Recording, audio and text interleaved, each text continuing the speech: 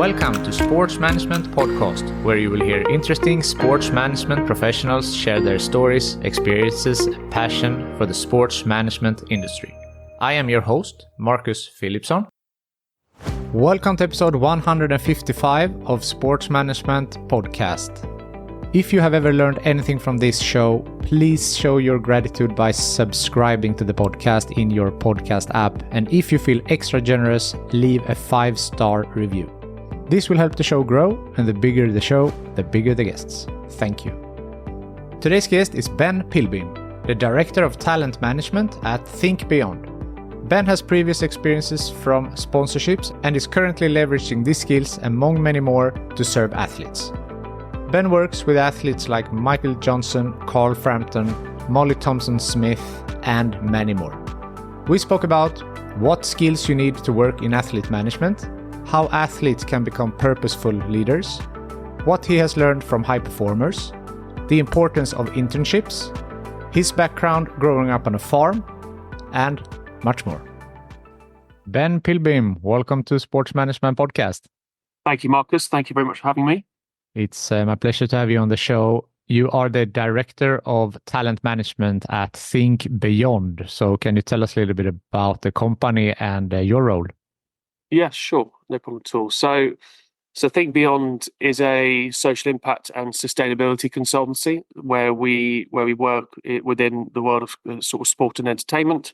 We support brands, leagues, teams, and athletes, which is kind of the area that I sit in. And our approach kind of falls under 4 pillars, one of which is the Purposeful leaders piece, which is where I sit. And I can talk about that a little bit in a moment. And then the other 3 are sustainable organizations. So embedding kind of sustainability practices and systems within teams, leagues, venues, and their operational system. Impactful programs is the next one, where we develop and implement strategies and initiatives that have a real community change in them. And then the last thing is the inspiring communications, which essentially is just championing the transformative role that sport can have in shaping a better future, really, within that. So kind of they're the 4 pillars. And so the Purposeful leaders piece, which is where I sit, which has evolved a bit in recent times, where we used to be called thinkBeyond Talent, which inherently was very much us just working with athletes, current and people, athletes who are transitioning to sort of the next stage of their career and after retiring. And whilst we still very much do that, we believe there's also a real opportunity for executives and young people and rising stars within who aren't necessarily athletes, but have a real appetite to use their platform, albeit small or big, depending on who they are, to have an impact in their kind of community, but then also believe that they can have a commercial success with that. So my role is essentially to lead and guide and mentor and help and support these individuals, both athletes or business executives or people who have this passion, to give them a long and fulfilling career in that particular area, really. So I have a team that helps me deliver that. So, and I suppose just to go a little bit deeper, it tends to fall certainly at the moment within 3 areas of service. So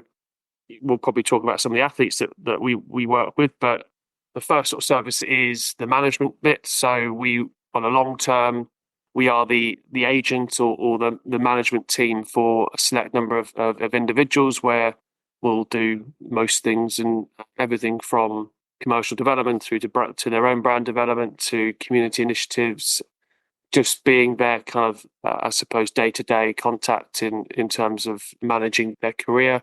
We then have the one-off strategic piece. So there might be many individuals out there who have an agent or have people that they work with, but aren't quite, they understand that they have an interest or a passion, but they don't know how to kind of go about bringing it to life. So we will work with other agents or just the individuals themselves on a one-off piece of work that kind of enables them to then take their, I suppose, career to the next level, and we'll do that as a one-off piece of work. And then the last piece, which is an interesting one, which we've kind of developed certainly in quite recently, is going into teams and leagues and sporting organisations and delivering seminars and workshops and just around the role of the athlete and the kind of the opportunities there in that space.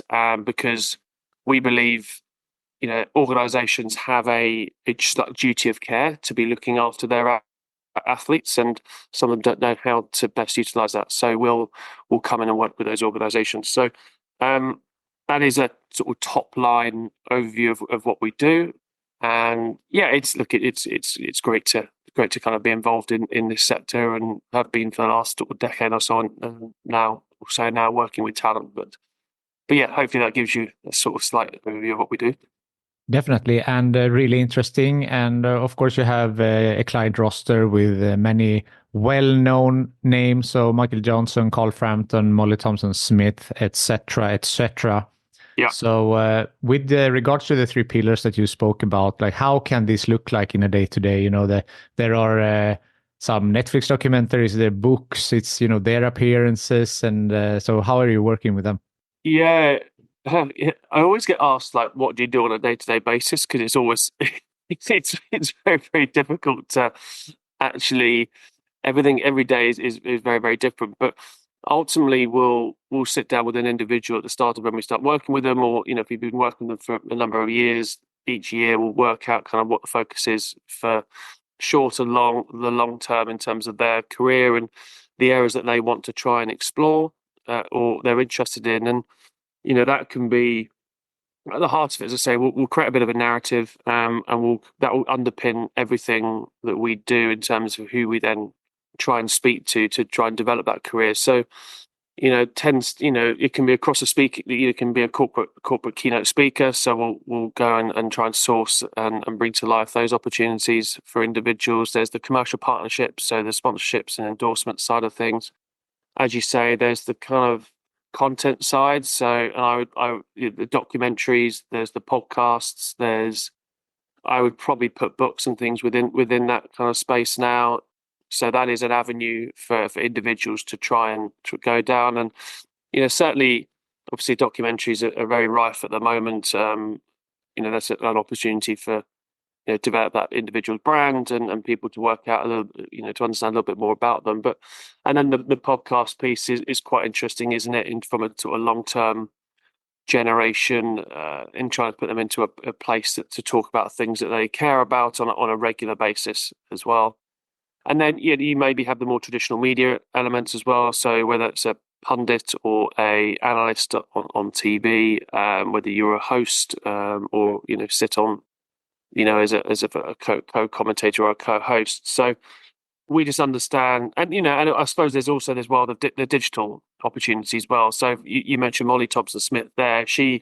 She's really taken in Instagram and the content that she's started. Well, she has created over the last sort of 5 or 6 years has enabled her to have such a connection with her community that she's able to kind of commercialize that through paid partnerships and things. And the opportunity to create your own brand on social media and YouTube, and give your fans a real opportunity to see an insight on what your day-to-day life is, and follow you. And there are some really great examples of athletes that are doing who are embracing the world of social media to do that. So our day-to-day role is to try and bring all those opportunities to life for individuals, but at the core of it, the sort of social purpose. And I know it's a bit of a buzzword, and it's been sort of thrown around not a lot the last few years, but we work with individuals who generally have a care about their place in society. So that will be all those opportunities that we bring to the fore will be underpinned by that strategy. Yeah, because I know that that the athletes or ex-athletes should be acting as purposeful leaders in society and around. So what could be an example of that? So I find the whole purposeful leaders thing, that it works for us as an organizations, and the people that we work with, it aligns really, really well to. And we'll only tend to work with individuals who genuinely really want to kind of have an impact. But the kind of caveat to that is that not everyone, and I feel, we are unfortunate in a world, in society, where the pressure for individuals certainly sportsmen and women, because of the privileged position that they are in, that we're all now expecting them to be well read on certain issues, or they have to have political views. So not everyone needs to, everyone comes to it at different stages of their lives, and so we as a company aren't going to be for everyone at any particular point in their career, but we just believe that, number one, it's the right thing to do, but also just the way that the world is evolving, and the pressures that are being put on businesses and organizations when it comes to sustainability or inclusion, or anything around that these organizations are now wanting to align with individuals who share the same passion, who have the same genuine kind of connection and beliefs in them that they do. So the obvious one was around obviously Marcus Rashford during COVID with the free school meals. There's been loads of individuals that have done it on various different scales, and we just believe it's the right thing to do, but also believe that there are genuine opportunities out there for athletes to work in tandem with businesses who share the same values ultimately. No, that's a good point. That of course they are well-known individuals, but you can't, at the same time, it's not reasonable to assume that someone should be up and read on every single political issue in the world as well. No, and look, and ultimately they're athletes. Their number one, I suppose, focus is their performance, right? They want to be the best athlete that they can be. But I've always said to all the individuals that I either come in contact with or work with, you can never be 100% on, right? So you can, I don't, because it's unhealthy. So you can't be 100% on doing your sport 100% of the time. So if you can carve out, and a lot of individuals have times off and days off, and will actually ultimately have interests elsewhere. If you can bring that to life and showcase your personality outside of your sport, we are in this world that you can really showcase that to the world. And there are individuals who may not be the most well-known stars around the world, but have embraced the content opportunity across social media to develop themselves as a personality, or may have experienced something in their career that the everyday person has probably experienced, and has really jumped into that. And so you don't need to be obviously we've gone past this whole just go with the biggest athlete that there is. There's genuine stories out there now with individuals that are going, who have done some cool stuff, but have some really great backstories that we can really connect to as a consumer if they're connected to a brand. Interesting. So of course we mentioned there are different, talking on the content side, there are different ways to do that. So Carl Frampton has a book, and then you mentioned podcast appearances, and then there's also the Sprint documentary that Michael Johnson will take a big part in. So of course in a book it's more then it's your story. Maybe he can be a little bit like more into details, and the same with podcasts, that usually if it's a long-term content you can expand a little bit more, but also then you have the TV appearances, and then you need to pitch whatever you want in shorter time. So how are you mixing that for helping them with that, so that they get be involved in different types in these medias? Yeah, it's a real fine balance. You want to, I suppose, if you work with an individual who maybe retired, it's a bit of an easier kind of job to balance those opportunities, because you haven't got training and that side of thing to kind of I suppose go up against. So when, for example, Carl, he really embraced the opportunities outside of his sport when he was in it, and he did a podcast series for a couple of years where he was doing one episode every week, and he was very much still at the peak of his powers when he was doing his boxing. So he understood that he needed to do something like that, because he knew he was a couple of years off retiring. So he needed to kind of develop his profile in a, I suppose, a different environment, because so people could see who he was, and that he wasn't just this guy that boxed in a ring. He actually did something else. So it's a real fine balance, and as you say, each project requires a different commitment here and there. For example, Michael in the Sprint series, that was filmed over a couple of days. He's contributed to the voiceover and some, one of these, a regular talking head throughout that series. You'll get to see that when that gets released in a few weeks' time. So yeah, it's just a balancing act with all the other kind of commitments that these guys got going on. But my job ultimately is to try and provide the opportunities and that align with kind of the long-term strategy. And yeah, then we're not going to be able to deliver them all because of other, we've got other commitments that we need to kind of come first. But we will do what we can to kind of, take those opportunities up where possible. Of course. Now, well, Michael Johnson is a retired athlete, but you're also working with some athletes that are, during their career. So how much, when there is someone who is an active player, how much are you thinking and planning with them about post-career?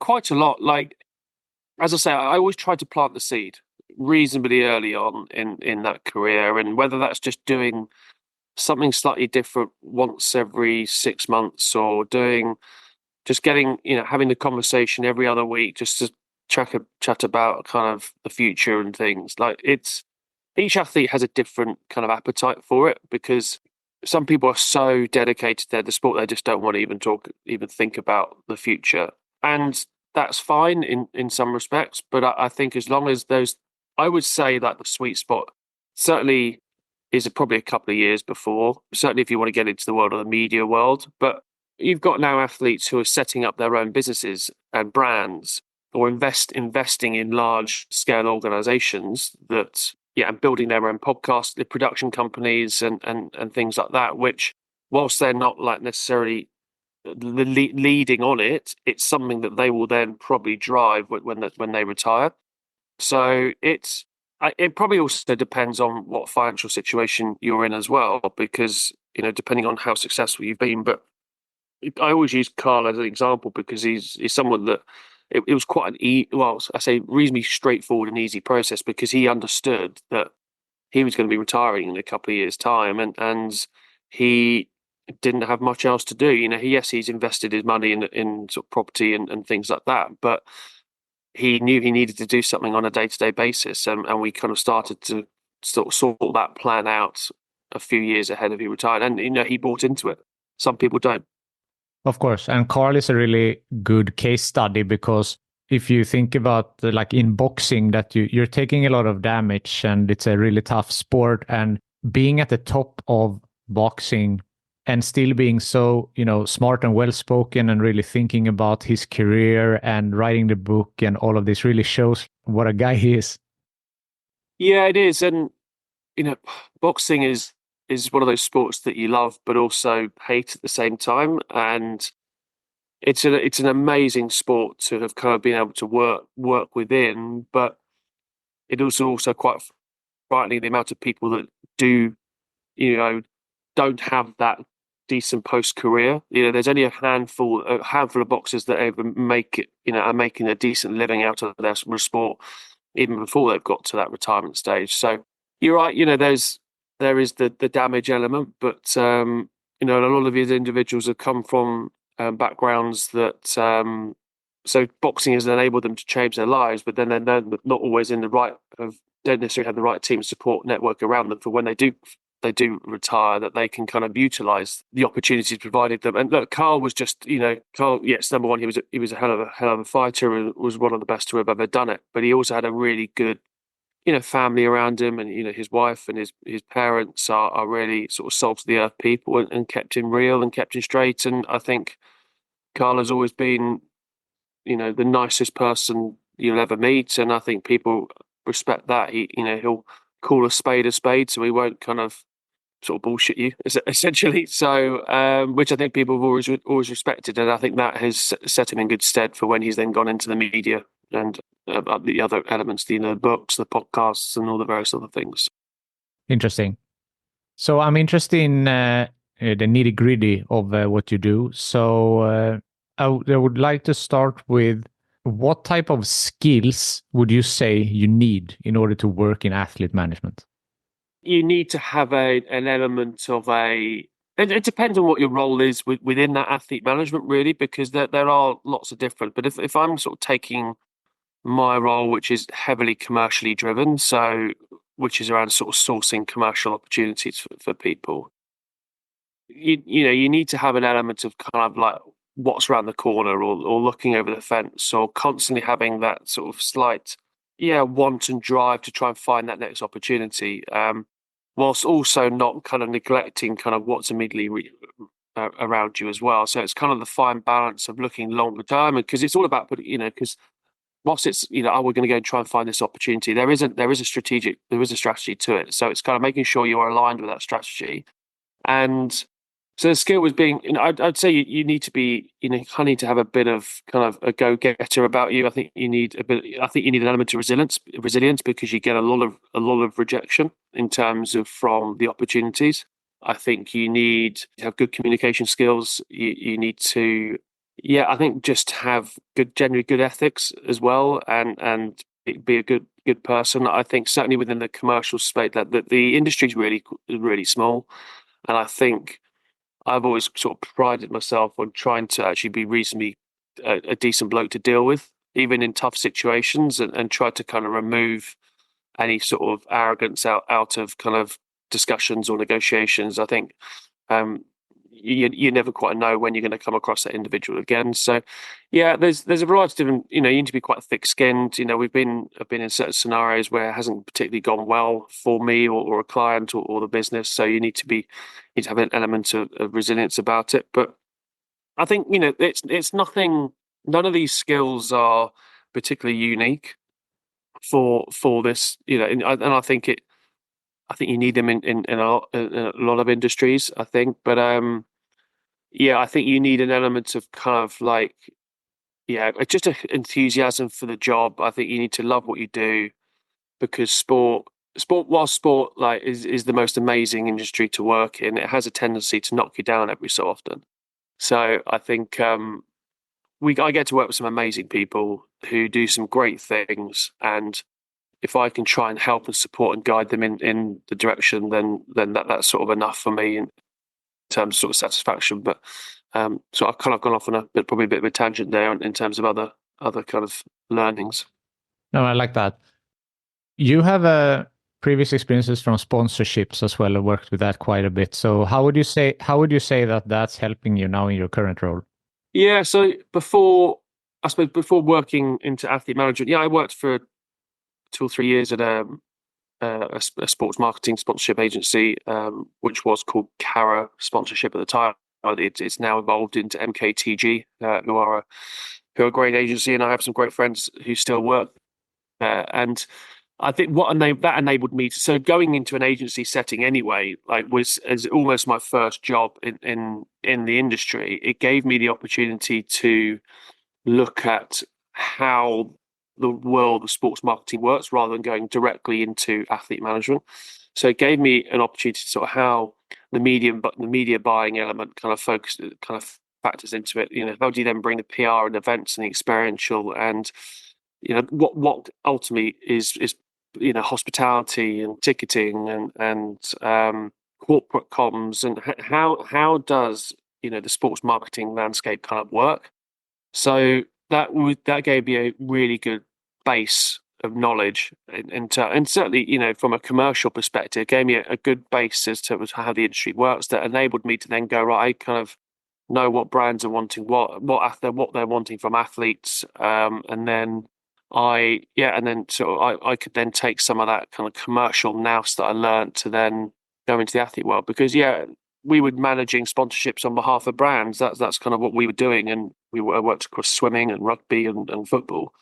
So it enabled me to kind of have a really good understanding of the industry, and that I could then take to the athlete space. So you mentioned you have been in different sports. Does it differ a lot in your day-to-day job if you're working in one sport versus another? Yeah, no, I was thinking this earlier on actually. The basic skills I don't think do. Like I think your communication, your negotiation, and a willingness to try and find where that opportunity is. I don't think that necessarily changes. Ultimately, what you I suppose you build is the knowledge of that sport, and who's in that sport, what brands are involved in that sport, who are the senior decision makers within that sport, both within the brands or the leagues or the teams, and you just I suppose if you then got the opportunity to, like, for example, with boxing, I knew a little bit about boxing, but when we started working with Carl, just through, you throws yourself into it. And now I would say I'm pretty confident I would know a lot about it. And it's the same when I worked at the sponsorship agency before working with athletes. I didn't know a huge amount about swimming, but then I worked on British Gas's sponsorship of British swimming for a number of years. So kind of I then was suddenly, incredibly knowledgeable about the swimming world at that particular time. So I think the base level skills don't change. It's just the knowledge of the sport is probably more paramount than anything. Certainly from my kind of experience. Yeah, no, but that makes sense. And also something that I was thinking about is we have mentioned these great athletes and high performers. Yeah. So, what have you learned from working so closely with high performers? A lot, like in terms of, in probably more than I can I'm probably aware, I suspect, and whether that's around how you communicate to them, what do they need to know against like what they don't need to know, timings. All these individuals have kind of got to their top of their sport for a particular reason, and they all work in very different ways. So it's just once we've understood their ways of working and how they like to work on their day-to-day basis, I kind of try and mold to that. But I've always, all of them have always been particularly good on punctuation, for example, and timings and wanting briefings ahead of, knowing exactly what they're doing at what particular time, like diary management and everything. A lot of these individuals, they're very on point with, and that's how they've got to where they've got to and how they've been successful. So, and I've probably had those traits drummed into me from a youngster anyway. So that I probably haven't. I kind of knew that, but I'm probably unaware of a lot of the and actually just being.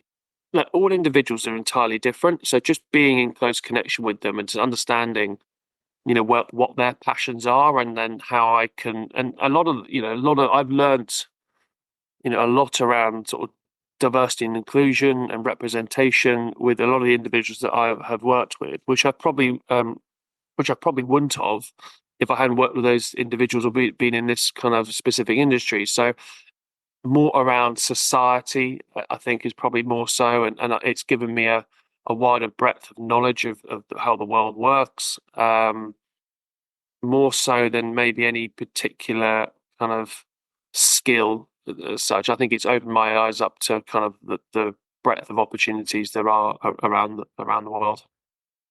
That's really interesting because in my mind, I would assume that it had to do more with maybe like work ethic and overcoming adversity, but it's really a larger perspective than only that. Yeah, look, you do learn, when you hear these individuals talk, you talk about sort of the things that they have done to get over a certain negative moment in their life, yes, of course, you just certainly take something from them, but I would say more around their own personal values and ethics, and has enabled me that I can go into a number of different social situations and feel like I can kind of be part of that situation and talk about it, and I feel knowledgeable about it. So I think that has been the most influential element of that, and I feel like I'm a more rounded individual as a result of that, and probably a nicer person as a result of that as well. That's great. Focusing on you a little bit, going back to your background, I know that you grew up on a farm. So from there, how did you get into the sports industry? Did you play sports and then working yourself up to where you are now? Yeah, I did grow up on a farm. My brother runs the farm now, and with my dad. So still very much go back there whenever I can. Yeah, grew up on a farm my whole life.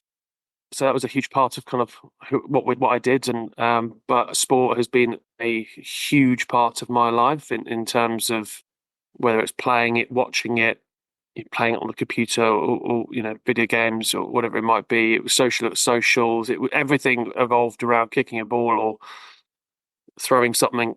And yeah, so I just did that through school and things. But I went to university. I went to an agricultural college for university, which was, I suppose, the natural progression because I was from a farming background. That was kind of, maybe it had a it's kind of the natural direction to go. But I just towards the end of my degree I thought this isn't quite right for me. Can't see myself going to go and work in.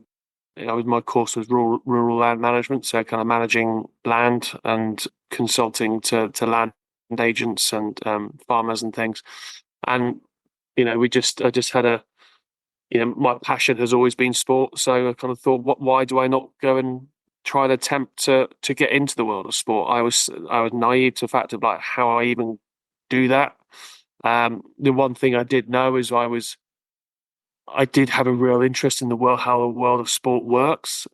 I always kind of was interested in like who the brands were in and around kind of on front of football shirts or in the Olympics or and I was kind of grew up in the era of the evolution of the Premier League as well, so that I was kind of real sucked into that journey in kind of in the 90s of the growing phenomenon that is the Premier League. So I was kind of bought into that and the Olympics, and yeah, I was just always really interested. So I thought, you know what, this is probably an area for me, and I just tried to get as many internships as I could, or knock on as many doors as I could, and it did prove difficult because it is a competitive landscape. Everyone wants to work in sport because it's cool. It's perceived to be fun, and yeah, I found it very difficult. I got rejected from so many different internships, but yeah, I finally got one for a company called Generate Sponsorship, who unfortunately are no longer, but they were actually great. And they used to give loads of people internships. I think they used to have one every month almost. So, and gave me a month or two, I think it was, and then I was able to then get passed on to someone else. I think it was Maxi Muscle. I was Maxi Nutrition, the nutrition company.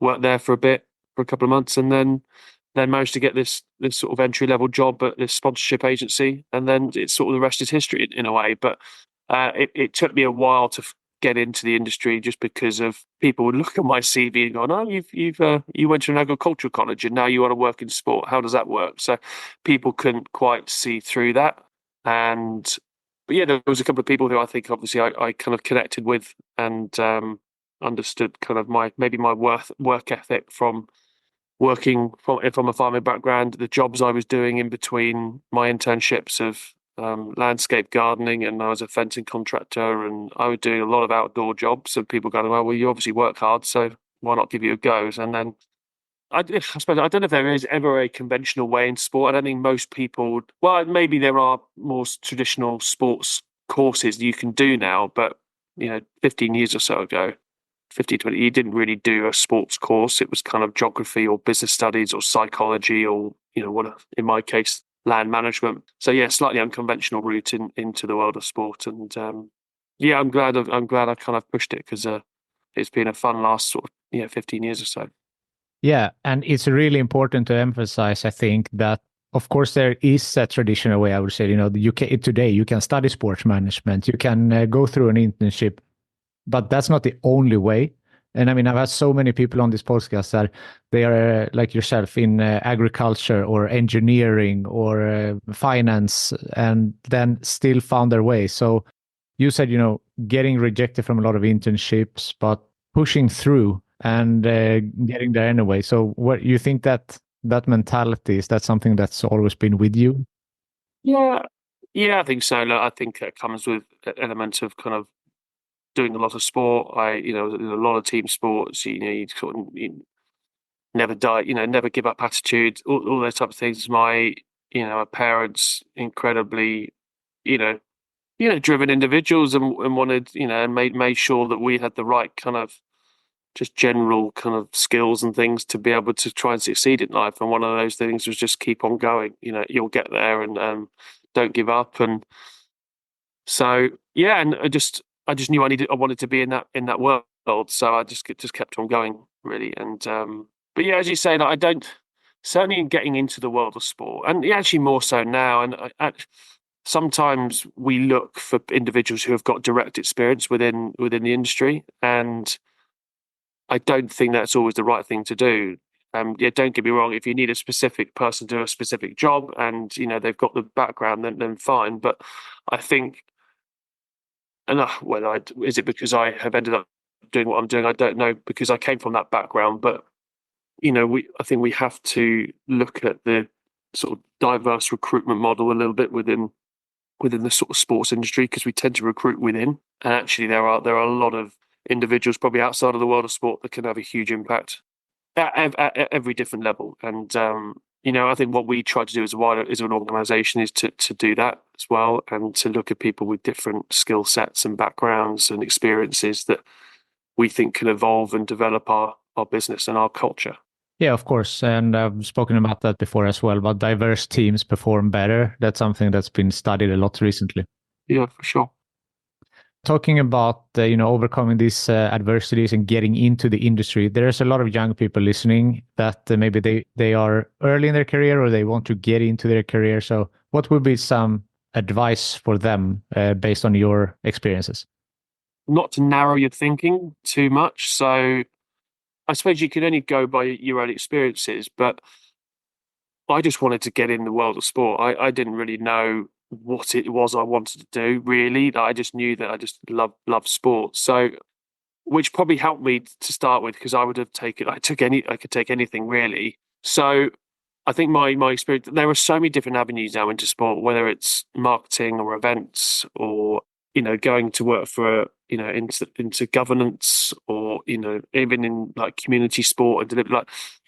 Like I think once you're in the sport, it's then significantly easier to then move around within the world of sport. So I think everyone has a bit of an idea of the kind of stuff that they want to do, which I think gives you an element of a guide. But I think one of my main things is to just throw yourself into any opportunity you can, because you'll learn.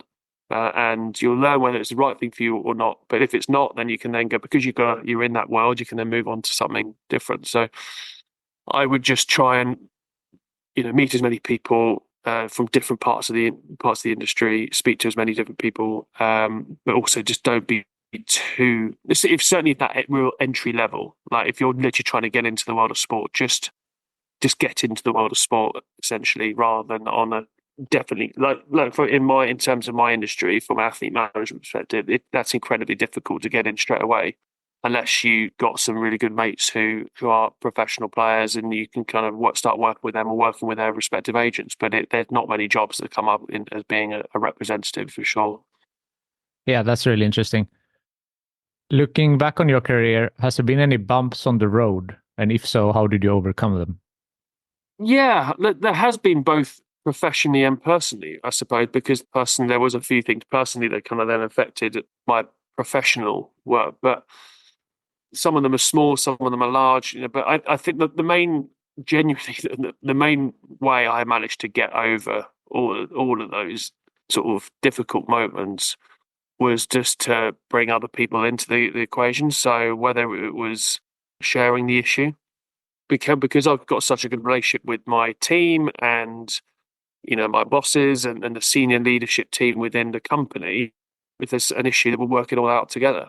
So it's I think the communications, building the rapport with your friends, your family, and just not try to deal with something on your own. Ultimately, try and get other people to kind of work with you and support you on dealing with those difficult moments. And that's one of the very fortunate things about kind of being in a business that has, actually as a whole organization, I think we've got about 70 people, because we've got the parent company, Benchmark, that has a couple of different businesses. But within thinkBeyond, we're about 20 odd people. So being able to kind of talk through difficult situations is the best way, I would say, I've kind of managed to deal with those. I think that's easier said than done, right? Because a lot of people have a tough time asking for help, and maybe if you're doing a tough time, you are going within and keeping it inside. Yeah. Oh, the vulnerability, and to maybe if it's something that you've done as a mistake, or is it's tough to go, look, guys, I messed up here. Can we help? But showing and being confident in the vulnerability that you're about to show, that and it's trust. It's trust within the team. But you're right. I've had to be. I have found it difficult in the past, and it's certainly I'm a lot better about it now. But you have to kind of go. You need someone to tell you, go and speak to someone, and once you go and do that, it makes it significantly easier. And look, that is all about creating a culture within an organization that everyone feel comfortable to talk to you about absolutely anything. big or small. And I hope to think that's what we have done as a business, having been there for nearly 10 years now and having seen it evolve.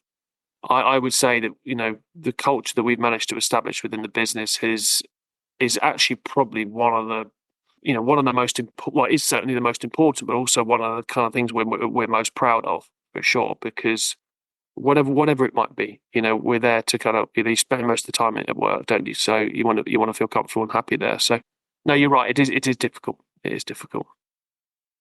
But that's great to hear that you're really focusing on, implementing that at work. Because as we said, if you're on an entry-level job and you made a mistake, you might, find that very, very difficult. So to have that culture internally that is okay to speak about it and ask for help, that's really important.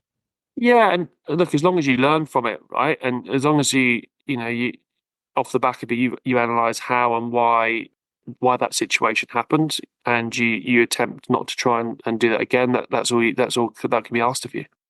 Definitely.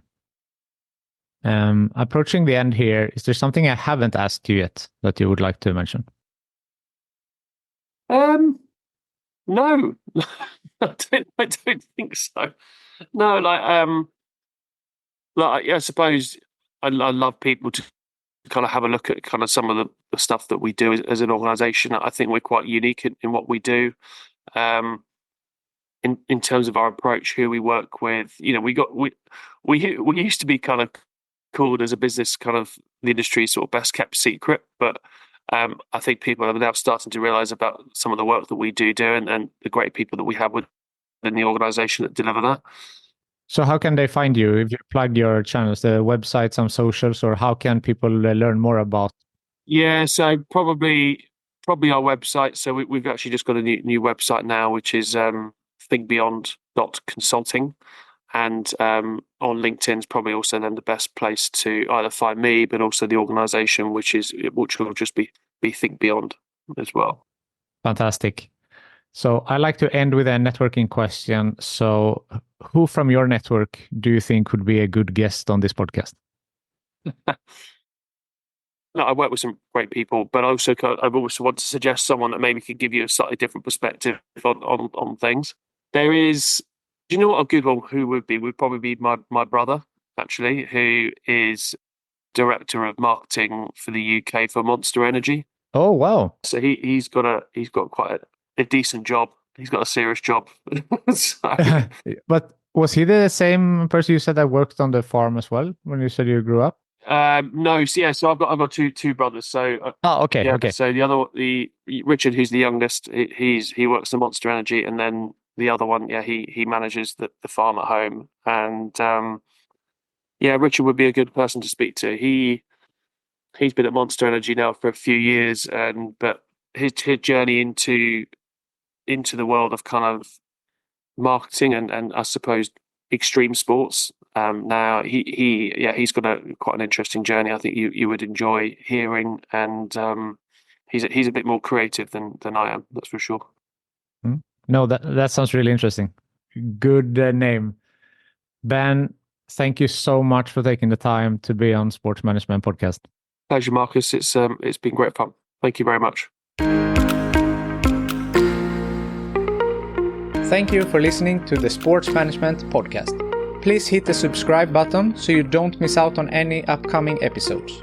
Also, feel free to leave a comment about what you thought about this episode. If you want to get in contact with me, send an email to sportsmpodcast@gmail.com or hit me up on Facebook, Twitter, or Instagram @sportsmpodcast.